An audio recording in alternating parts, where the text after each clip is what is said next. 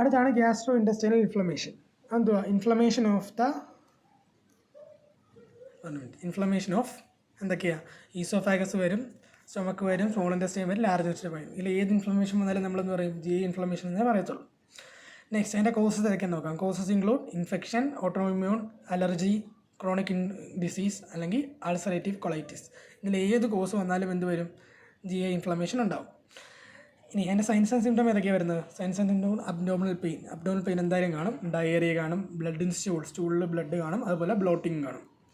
Next അതിൻ്റെ diagnostic evaluation ഏതൊക്കെ വരും? നമുക്ക് സാധാരണ history collection, physical examination, endoscopy. പിന്നെ എന്ത് വരുന്നത്? മാനേജ്മെൻറ്റ് ഏതൊക്കെ വരുന്നത്? മെഡിക്കേഷൻസ് ഏതൊക്കെ? കോർട്ടിക്കോസ്റ്റിറോയിഡ്സ് അല്ല മെലാസലാമീൻ നമ്മൾ കൊടുക്കും. അതെന്തിനാ? ആൻറ്റി ഇൻഫ്ലമേറ്ററി, ആ ഒരു ഇൻഫ്ലമേഷൻ തടയാൻ വേണ്ടി നമ്മൾ കൊടുക്കും. ഇല്ലെങ്കിൽ നമ്മളെന്ത് കൊടുക്കും? ഡയറ്റ് എങ്ങനെ കൊടുക്കുന്നത്? ഫൈബർ റിച്ച് ഡയറ്റ് അല്ലെങ്കിൽ ഗ്ലൂട്ടൻ ഫ്രീ ഡയറ്റ് പറയും. പിന്നെ പ്രോബയോട്ടിക്, ഗുഡ് ബാക്ടീരിയ, അതിൻ്റെ കാര്യങ്ങൾ നമ്മൾ പറയും. അങ്ങനെയുള്ള ഡയറ്റ് എടുക്കാൻ നമ്മൾ പറയും. നെക്സ്റ്റ് ആണ് സ്ട്രെസ് മാനേജ്മെൻറ്റ് ചെയ്യാൻ നമ്മൾ എക്സസൈസ് ചെയ്യാൻ പറയും. അതുപോലെ ലൈഫ് സ്റ്റൈൽ ചെയ്യാൻ, ഇനി ഓവറായിട്ട് ആൽക്കഹോൾ യൂസ് ആണെങ്കിൽ ആൽക്കഹോൾ യൂസ് കുറയ്ക്കാൻ പറയും. അതുപോലെ സർജറി, നമുക്ക് ഇമീഡിയറ്റ് എമർജൻസി കണ്ടീഷനാണെങ്കിൽ നമ്മൾ സർജറി റെക്കമെൻഡ് ചെയ്യും. സോ അതാണ് ഗ്യാസ്ട്രോ ഇൻഡസ്ട്രിയൽ ഇൻഫ്ലമേഷൻ എന്ന് പറയുന്നത്.